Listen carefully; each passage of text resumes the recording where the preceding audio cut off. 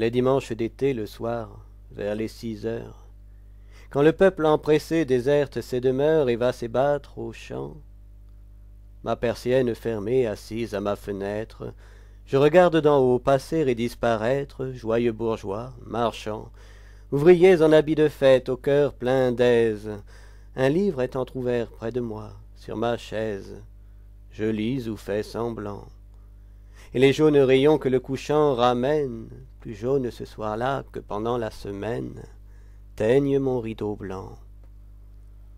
J'aime aller voir percer vitres et jalousies. Chaque oblique sillon trace à ma fantaisie un flot d'atomes d'or. Puis, m'arrivant dans l'âme à travers la prunelle, ils redorent aussi 1000 pensées en elles, 1000 atomes encore. Ce sont des jours confus dont reparaît la trame, des souvenirs d'enfance aussi doux à notre âme qu'un rêve d'avenir. C'était à pareille heure, oh, je me le rappelle, qu'après vêpres, enfants, au cœur de la chapelle, on nous faisait venir. La lampe brûlait jaune, et jaune aussi les cierges, et la lueur glissant au front voilé des vierges jaunissait leur blancheur.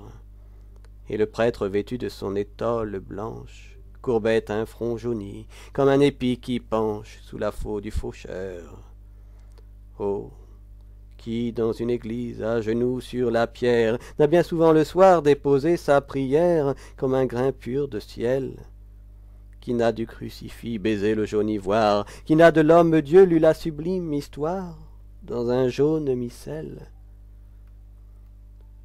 mais où la retrouver quand elle s'est perdue, cette humble foi du cœur qu'un ange a suspendue en palme à nos berceaux, qu'une mère a nourri en nous d'un zèle immense, dont chaque jour un prêtre arrosait la semence au bord des saints ruisseaux. Peut-elle refleurir lorsqu'a soufflé l'orage, et quand nos cœurs l'orgueil debout a dans sa rage mis le pied sur l'autel? On est bien faible alors, quand le malheur arrive, et la mort. Faut-il donc que l'idée en survive au vœu d'être immortel? J'ai vu mourir, hélas, ma bonne vieille tante, l'an dernier sur son lit, sans voix et haletante, elle resta 3 jours, et trépassa. J'étais près d'elle dans l'alcôve, j'étais près d'elle encore quand sur sa tête chauve, le linceul fit 3 tours. Le cercueil arriva, qu'on mesura de l'aune, j'étais là, puis, autour des cierges brûlait jaune, les prêtres priaient bas. Mais en vain, je voulais dire l'hymne dernière, mon œil était sans larmes, et ma voix sans prière, car je ne croyais pas. Elle m'aimait pourtant, et ma mère aussi m'aime, et ma mère à son tour mourra bientôt moi-même, dans le jaune linceul. Je l'ensevelirai, je clouerai sous la lame ce corps flétri, mes chairs, ce reste de mon âme. Alors je serai seul, seul, sans mère, sans cœur, sans frère et sans épouse, car qui voudrait m'aimer et quelle main jalouse s'unirait à ma main? Mais déjà, le soleil recule devant l'ombre, et les rayons qu'il lance à mon rideau plus sombre s'éteignent en chemin. Non, jamais à mon nom, ma jeune fiancée ne rougira d'amour, rêvant dans sa pensée au jeune époux absent. Jamais 2 enfants purs, 2 anges de promesse, ne tiendront suspendus sur moi durant la messe, le poil jaunissant.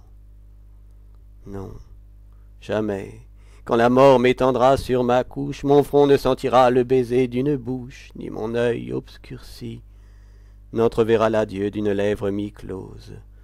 Jamais sur mon tombeau ne jaunira la rose, ni le jaune souci.